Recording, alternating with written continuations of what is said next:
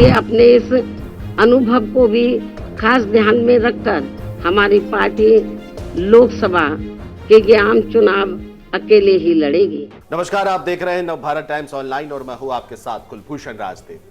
कुछ दिन पहले तक राजनीतिक गलियारों में लोकसभा चुनाव 2024 को लेकर बीएसपी सुप्रीमो मायावती की शांत हो जाने की यानी कि बीजेपी के फेवर में माने जाने की कयास लग रहे थे।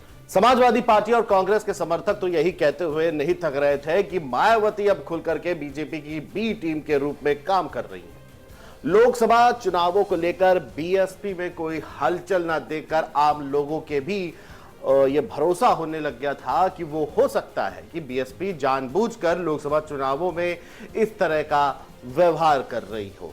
इसके बाद बहुत दिनों तक ये बात चल रही थी कि कांग्रेस और बीएसपी के नेता संपर्क में है, गठबंधन में शामिल हो सकते हैं, मायावती को पीएम कैंडिडेट घोषित कर सकता है गठबंधन, पर ऐसा कुछ नहीं हुआ। और अब जब काफी हद तक सीटों पर उम्मीदवारों की घोषणा हो चुकी है तो सामने कुछ ऐसा निकल कर आ रहा है जो बीजेपी के लिए परेशान करने का सबब बन रहा है। कम से कम पश्चिमी उत्तर प्रदेश की कुछ 5 सीटों पर बीएसपी ने जो कैंडिडेट खड़े किए हैं वो बीजेपी के माथे पर चिंता बढ़ाने के लिए तो निश्चित रूप से काफी है। तो पहली सीट की बात करते हैं, वो है मेरठ की। मेरठ लोकसभा सीट पर बीजेपी ने टीवी के राम अरुण गोविल को प्रत्याशी घोषित किया है तो समाजवादी पार्टी ने अतुल प्रधान को अपना उम्मीदवार बनाया है। मेरठ में करीब 37% वोटर मुस्लिम हैं और इस तरह हार जीत में सबसे निर्णायक भूमिका मुस्लिमों की ही होती है। उम्मीद तो ये की जा रही है कि समाजवादी पार्टी और बहुजन समाज पार्टी दोनों यहां से मुस्लिम कैंडिडेट खड़ा करेंगे, पर हुआ इसका उल्टा ही। दोनों ही पार्टियों ने यहां से हिंदू कैंडिडेट घोषित कर दिए हैं। बहुजन समाजवादी पार्टी ने यहां से देवव्रत त्यागी को मैदान में उतारा। देवव्रत त्यागी सवर्ण हिंदू हैं, जाहिर है कि अगर वो कैंडिडेट नहीं होते तो मेरठ की करीब 41,000 त्यागियों का वोट बीजेपी को जाता, पर बीएसपी कैंडिडेट अगर 10,000 वोट भी अपने समुदाय पर हासिल कर लेता है तो बीजेपी को तगड़ा झटका दिया जाएगा। और इससे पहले मेरठ से सपा और बसपा मुस्लिम कैंडिडेट उतारते रहे हैं, लेकिन इस बार पासा पलटा है। यहां से कई मुस्लिम सांसद भी चुने गए हैं। 19 में बसपा के याकूब कुरैशी मात्र 4,000 के करीब वोटों से बीजेपी के राजेंद्र अग्रवाल से हार गए थे। जाहिर है कि बीएसपी यहां से अब बीजेपी का पूरी तरह से गेम बिगाड़ रही है, क्योंकि जहां राम का किरदार निभाने वाले अरुण गोविल है तो अब वहीं सवर्ण हिंदू भी है। दूसरी सीट है बिजनौर। बिजनौर लोकसभा का चुनावी इतिहास दलित नेताओं के साथ देखा जाता है। यहां से पूर्व लोकसभा अध्यक्ष मीरा कुमार और उत्तर प्रदेश की पूर्व मुख्यमंत्री मायावती भी एक बार यहां से सांसद रह चुकी हैं, लेकिन राम मंदिर आंदोलन के बाद से यानी 1991 से अब तक भारतीय जनता पार्टी 4 बार इस सीट पर अपना कब्जा जमा चुकी है। हालांकि समाजवादी पार्टी 2 बार, आरएलडी 1 बार यहां पर सीट जीत चुकी है।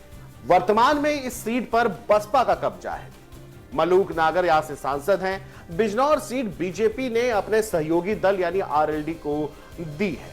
एनडीए के उम्मीदवार के तौर पर यहां से आरएलडी प्रत्याशी चंदन चौहान अपनी चुनावी किस्मत आजमा रहे हैं, जबकि समाजवादी पार्टी ने दीपक सैनी पर दांव खेला है। बसपा ने भी यहां से भी बड़ा खेल कर दिया है। पार्टी ने यहां से जाट प्रत्याशी चौधरी वीरेंद्र सिंह को टिकट दे दिया है। चूंकि एनडीए ने गुर्जर प्रत्याशी खड़ा किया है तो जाहिर है कि बसपा के जाट प्रत्याशी को स्थानीय जाटों का समर्थन मिल सकता है।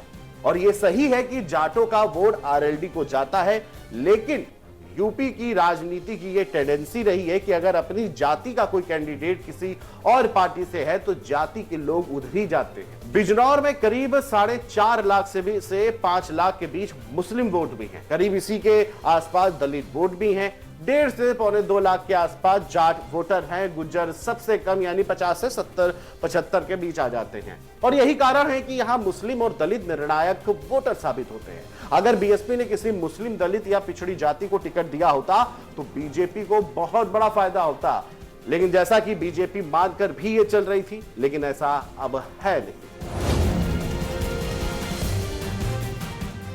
अगली सीट है मुजफ्फरनगर की। मुजफ्फरनगर से बीजेपी अपने जाट चेहरे संजीव बालियान को तीसरी बार चुनावी मैदान में उतार रही है। उनका मुकाबला समाजवादी पार्टी के कद्दावर जाट नेता चौधरी हरेंद्र सिंह से है। 2013 में हुए मुजफ्फरनगर दंगे के बाद से यह सीट बीजेपी की हो चुकी है। 14 के लोकसभा चुनाव में बीजेपी प्रत्याशी संजीव बालियान ने एक तरफा जीत दर्ज की थी। उस चुनाव में बीजेपी ने बीएसपी प्रत्याशी कादिर राणा को करीब 2.5 लाख से बड़े वोटों से हराया था और यही हाल जो था वो साल 2019 में रहा, जब यहां सपा बसपा और एलएलडी के संयुक्त उम्मीदवार कद्दावर नेता जाट नेता अजीत सिंह को भी यहां से चुनाव हारना पड़ा। बीजेपी के डॉक्टर संजीव बालियान ने एक बार फिर यहां से जीत का परचम लहराया, पर यह जीत बहुत छोटी थी क्योंकि मात्र 6,526 वोटों से ही वो चुनाव जीत सके थे। पर इस बार उनके साथ आरएलडी भी है। बीजेपी को उम्मीद थी कि बीएसपी एक बार फिर किसी मुस्लिम कैंडिडेट को मुजफ्फरनगर से खड़ा करेगी, पर ऐसा हुआ नहीं। बीएसपी ने कादिर राणा यहां के 2009 में सांसद भी रह चुके हैं, 14 में वो दूसरे स्थान पर रहे। आंकड़े तो ये बताते हैं कि यहां से 7 बार मुस्लिम सांसद बन चुके हैं। इसलिए बावजूद ना तो समाजवादी पार्टी और ना ही बीएसपी ने यहां से मुस्लिम कैंडिडेट खड़ा किया है। अब अगर हरेंद्र मलिक को मुस्लिम वोट एक तरफा मिलते हैं तो बीजेपी के लिए जाहिर है कि मुश्किल खड़ी होगी, क्योंकि बीएसपी ने यहां से दारा सिंह प्रजापति को अपना प्रत्याशी बनाया है। इसके अलावा पश्चिमी यूपी की एक और सीट है बागपत सीट भी मुस्लिम बहुल मतदाताओं वाली सीट मानी जाती है। यहां पर मुस्लिम माओवादी जीत और हार का फैसला कर रही है।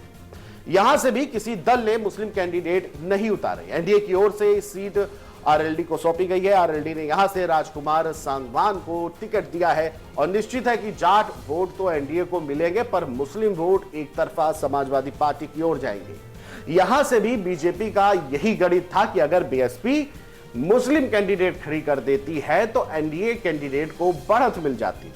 बल्कि बीएसपी ने एक और मुश्किल खड़ी कर दी, यहां से एक प्रत्याशी खड़ा कर दिया जो कि बनिया समाज से आता है। जब मुकाबला कांटे का हो तो एक एक वोट जो है वो काफी महत्व रखता है। बीएसपी का बनिया प्रत्याशी निश्चित ही आरएलडी के लिए मुश्किल खड़ी करेगा, क्योंकि बनिया बीजेपी का एक हार्डकोर वोटर है और पर अगर अपनी जाति का कैंडिडेट हो तो कुछ वोट तो उसे जाएंगे ही, ये तो अक्सर देखा ही जाता है।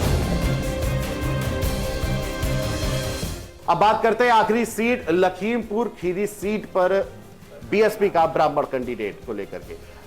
बतौर सीतापुर और खीरी को जोड़कर एक संसदीय क्षेत्र बना जिसका नाम है धौरहरा। इस बार अपना ये चौथा सांसद चुनने जा रहा है।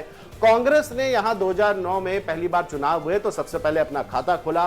तब यहां युवा नेता जितिन प्रसाद ने कांग्रेस के टिकट पर चुनाव जीता और पहले चुनाव बसपा के राजेश वर्मा को 1,84,000 से भी ज्यादा वोटों से हराकर चुनाव जीता। लेकिन ये सीट फिर बीजेपी के ही जीतती रही लगातार 3 बार। इस बार भी भारतीय जनता पार्टी की रेखा वर्मा अपना हैट्रिक लगाने के लिए मैदान में उतर रही हैं, पर उन्हें रिकॉर्ड बनाने से रोकने की तैयारी मायावती वाली पार्टी बसपा ने कर लिया है।